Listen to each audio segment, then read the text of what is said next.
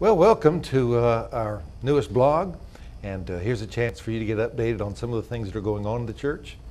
This may just give you enough information to make you want to ask more. But I'm Doug, this is Nick. I'm Nick.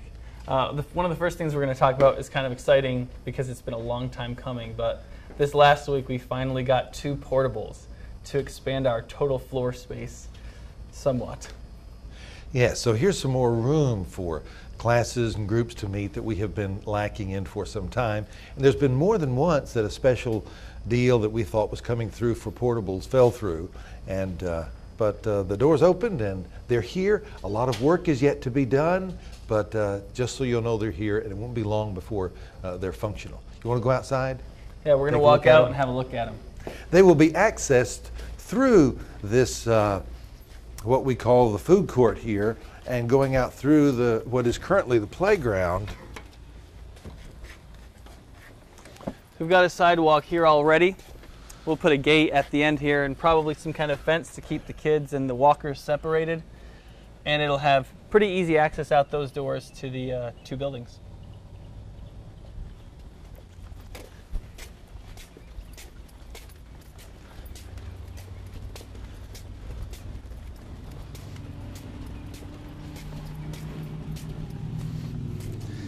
This helps you realize just how well we do our planning. Right about here is where that gate would be that would take us there to those portables.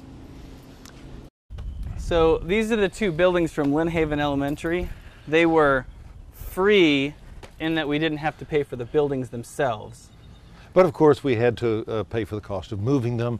And right now they were in the process of getting all the necessary permits for them to be set up here. And it'll take some work to get them footings under it and secured and wired and all those kinds of things. Yeah, and we think once we get the skirts on them and we paint them the same colors of the building, all that kind of stuff, they'll actually look pretty good.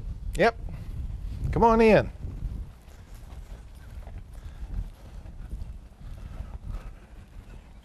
Where the stairs are. Yeah.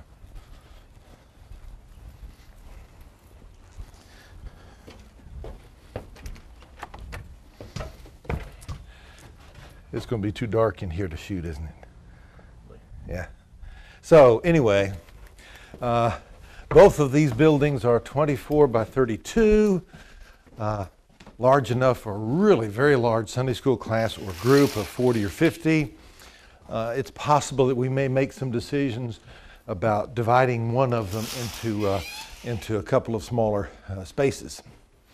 But this served very well. And when we went to visit them while they were in place at Lynn Haven Elementary, they were well cooled by the air conditioning unit, and it has the capacity to heat as well. And so we're going to have more space, thank God. Sweet. We still going? Sure. It's kind of, it might be better to record outside the rest of this stuff since it's kind of shaky to.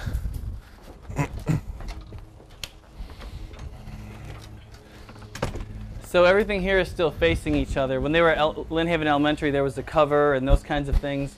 But by having them facing each other, we can have maybe one ramp leading to both of them.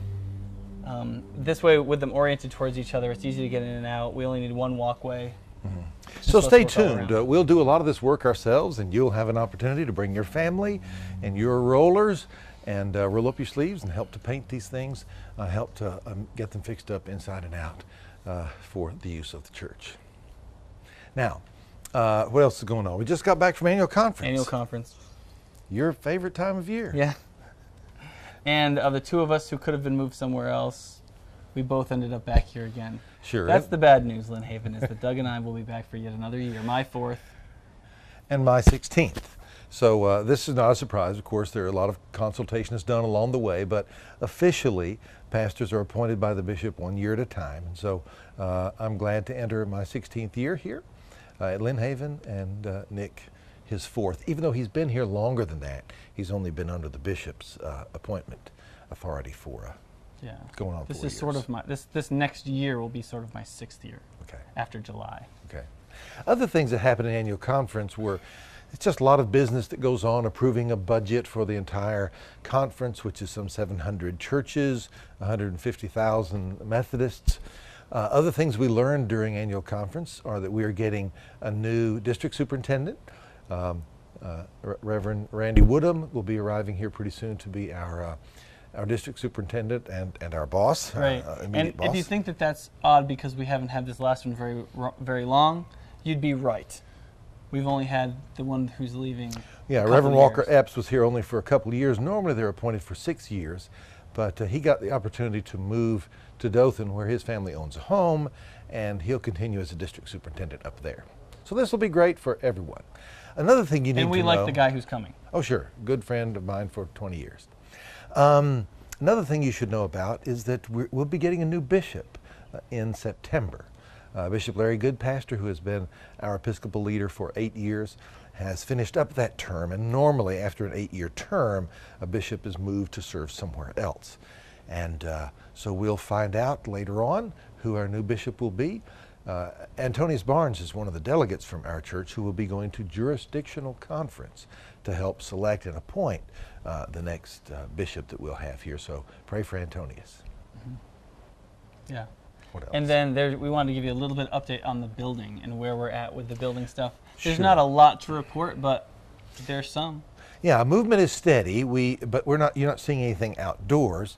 Most of it's being done on paper. We have had in the last few weeks a meeting of contractors all interested in building our next phase. We had 22 different contractors here for an orientation meeting, so we hope to be getting within several weeks. We hope to be getting some bids back from them about some proposals of what they think it might cost to build this building, and then.